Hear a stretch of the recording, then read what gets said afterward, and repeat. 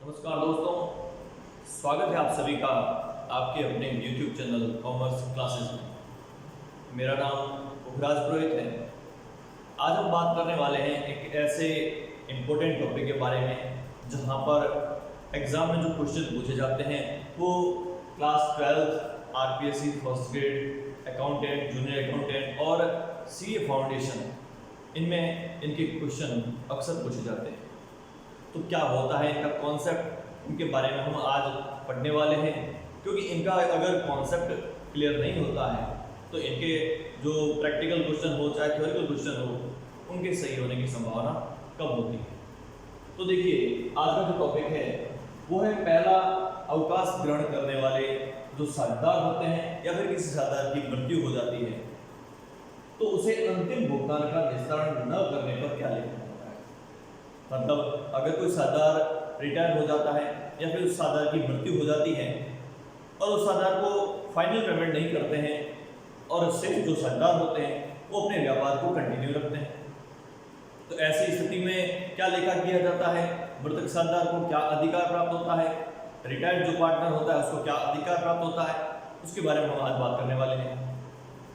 तो भारतीय साझेदारी अधिनियम 1932 की धारा 37, सबसे पहली बात तो है जो कंपटीशन एग्जाम में पूछा जाता है कि ऐसी स्थिति में जो धारा लागू होती है वो कौन सी होती है। भारतीय साझेदारी अधिनियम 1932 की धारा 37। और ये भी क्वेश्चन पूछा जाता है कि धारा 37, भारतीय साझेदारी अधिनियम 1932 की धारा 37 में क्या प्रावधान है।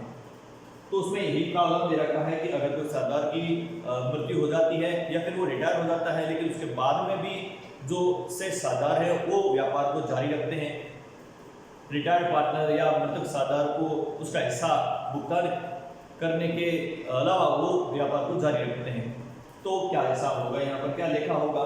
तो जब कोई साझेदार रिटायर हो जाता है लेकिन उसके हिसाब का निपटारा नहीं होता है या मृतक साझेदार होता है, उसके उत्तराधिकारी को उसका हिसाब का निपटारा नहीं किया जाता है और शेष साझेदार व्यापार को जारी रखते हैं, तो ऐसी स्थिति में जो रिटायर पार्टनर होता है या फिर मृतक साझेदार का जो उत्तराधिकारी है, डेथ पार्टनर का जो रिप्रेजेंटेटिव होता है, उनको दो अधिकार प्राप्त होते हैं। पहला अधिकार क्या होता है, अंतिम भुगतान प्राप्त करने की अवधि तक बकाया रकम पर 6% प्रति वर्ष की दर से ब्याज प्राप्त करना। मतलब जिस समय साझेदार रिटायर हुआ या उसकी मृत्यु हुई है उस तिथि से लगा के जिस तिथि को पेमेंट लिया जा रहा है उस अवधि का उन्हें 6% की दर से जितना अमाउंट वहां पर ड्यू था उस अमाउंट के ऊपर 6% की दर से ब्याज प्राप्त करने के हकदार होते हैं।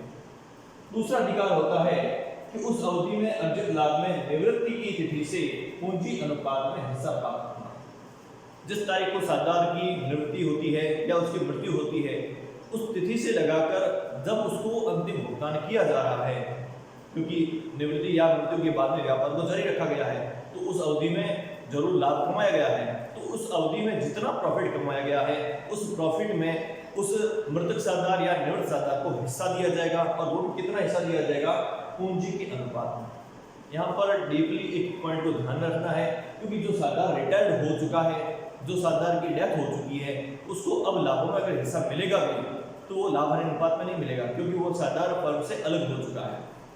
तो उसको जो हिस्सा मिलने वाला है वो उसकी पूंजी के अनुपात में मिलने वाला है। तो यहाँ से भी एग्जाम में क्वेश्चन पूछा जाता है कि अगर किसी साझेदार की मृत्यु हो जाती है और कुछ समय के बाद में उसके हिसाब का निपटारा किया जाता है तो लाभों में यदि उसको हिस्सा मिलता है तो कौन से अनुपात में मिलता है, तो वो उसके पूंजी के अनुपात में प्राप्त होता है। अंत में अब देखिए, क्या ये दोनों अधिकार उसको प्राप्त होंगे? नहीं, इन दोनों में से उसके लिए जो लाभदायक होगा, जो निवृत्त साझेदार या मृतक साझेदार है उसके लिए जो लाभदायक होगा वो अधिकार उसे प्राप्त होगा। अब लाभदायक की बात करें तो उसका मतलब क्या होता है, लाभदायक का मतलब है कि इन दोनों में से जो भी राशि अधिक होगी, अगर 6% की राशि ज्यादा होती है, ब्याज की राशि ज्यादा होती है तो वो ब्याज लेगा, और अगर लाभों में हिस्सा ज्यादा होता है तो वो लाभों में हिस्से की राशि लेगा।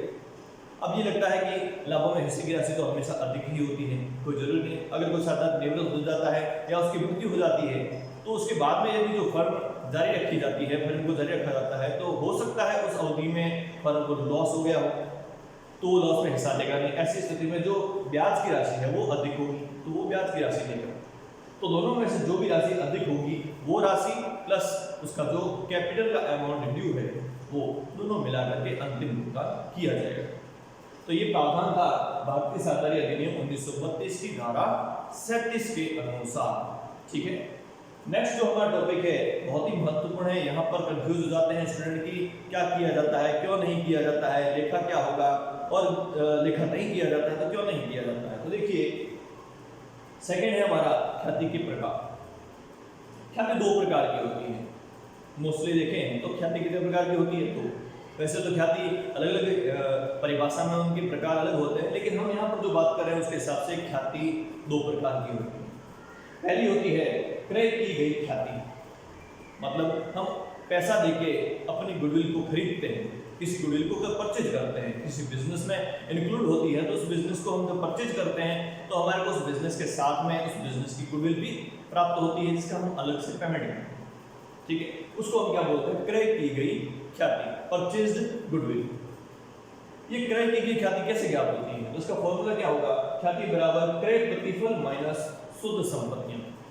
हम जो ख्याति की राशि ज्ञात करेंगे वो कैसे करेंगे, जितना हमने किसी बिजनेस को खरीदा है उसको खरीदने के लिए हमने जितना अमाउंट पेमेंट किया है।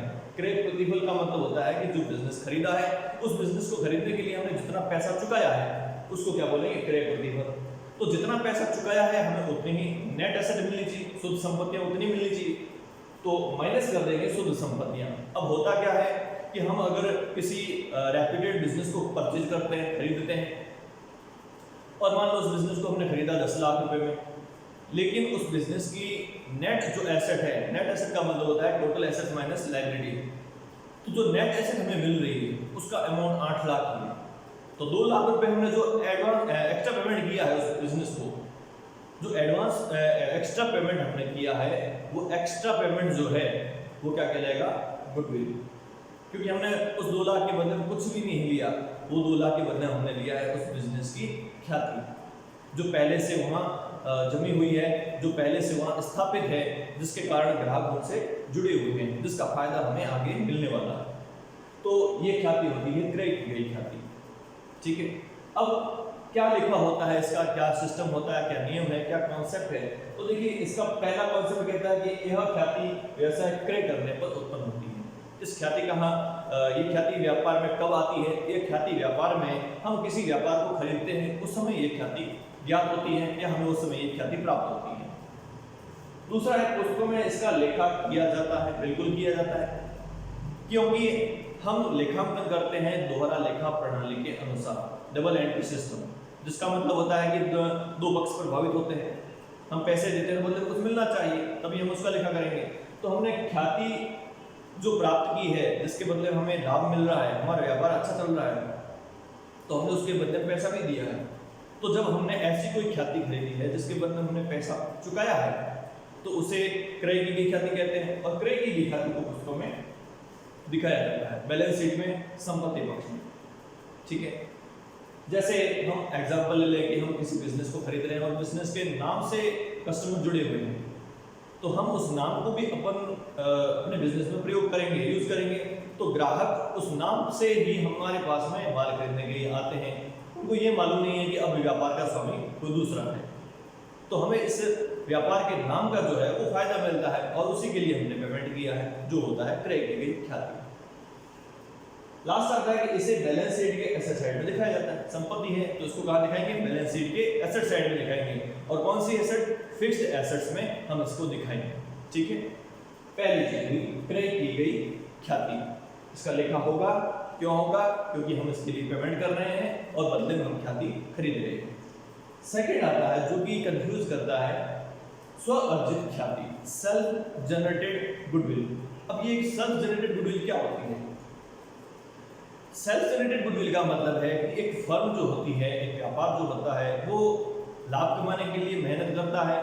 ठीक है, उनकी जो मार्केट में रेपुटेशन होती है, उनकी जो व्यक्तिगत ख्याति होती है, जो उनके व्यवहार के आधार पर मार्केट में बनी है, जिसके कारण ग्राहक उनसे जुड़े हुए हैं, या फिर किसी जिस वस्तु का व्यापार किया जा रहा है उस वस्तु की क्वालिटी अच्छी होती है, जिसके कारण ग्राहक उनसे जुड़े हुए रहते हैं। तो ये ख्याति किसी अन्य व्यक्ति से खरीदी हुई नहीं है, ये उन्होंने खुद ने अर्जित की है, खुद ने उन्होंने खड़ी की है।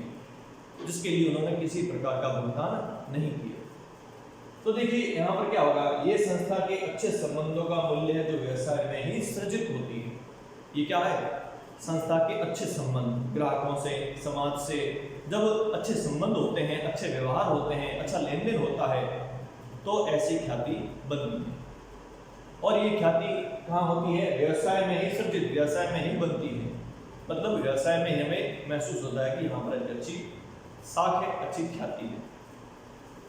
लेखा मानक 26 या भारतीय लेखा मानक 38 के अनुसार, यहाँ पर बहुत इंपॉर्टेंट है कि एग्जाम में क्वेश्चन पूछे भी जाते हैं कि भारतीय लेखा मानक 26 और भारतीय लेखा मानक 38 के अनुसार ख्याति का क्या लेखा किया जाता है। तो जब लेखा मानक 26 या भारतीय लेखा मानक 38 की बात की जाती है तो उसका मतलब होता है कि वो स्व अर्जित ख्याति होती है। और स्व अर्जित ख्याति का कभी लेखा नहीं होता, क्योंकि हम ऐसी ख्याति अर्जित तो करते हैं लेकिन बदले में चुकाते कुछ नहीं है। इसका मतलब हुआ कि इस ख्याति को प्राप्त करने में दोहरा लेखा प्रणाली का पूर्ण रूप से पालन नहीं हो रहा।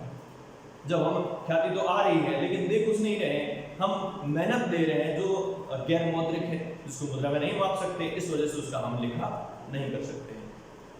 तो भारतीय लेखा मानक 26 और भारतीय लेखा मानक 38 के अनुसार इसका पुस्तकों में लेखा नहीं किया जाता।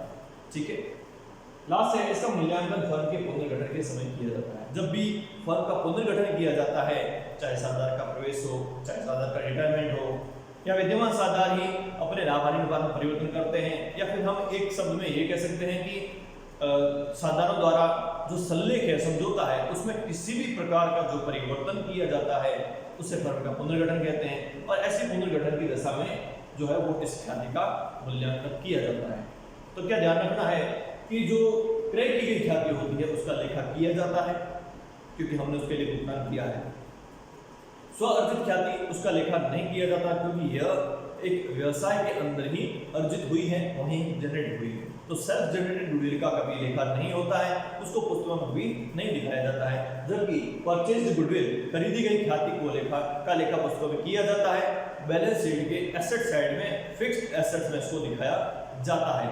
और अगर फिक्स एसेट में भी अगर बात करें तो ये एक इंटेंजिबल एसेट होती है, अदृश्य संपत्ति, क्योंकि ख्याति को हम देख नहीं सकते हैं। ठीक है, तो आज हमने क्या देखा, दो बहुत ही महत्वपूर्ण टॉपिक के बारे में चर्चा की है। एक तो हमने कोई साझेदार रिटायर हो जाता है, मतलब भारतीय साझेदार अधिनियम 1932 की धारा 37 के बारे में बात की, और एक लेखा मानक 26 या भारतीय लेखा मानक 38 के बारे में बात की है। तो ये जो दो टॉपिक थे, यहाँ से डीपली क्वेश्चन भी पूछे जाते हैं। ठीक है, और यहाँ से प्रैक्टिकल क्वेश्चन भी पूछे जाते हैं। आशा करता हूँ कि ये टॉपिक आपको बहुत पसंद आया होगा। पसंद आता है तो लाइक कीजिए, कमेंट कीजिए, और हाँ, शेयर जरूर कीजिए, ताकि इन सारे एग्जाम की तैयारी करने वाले स्टूडेंट को इसका लाभ मिल सके। धन्यवाद।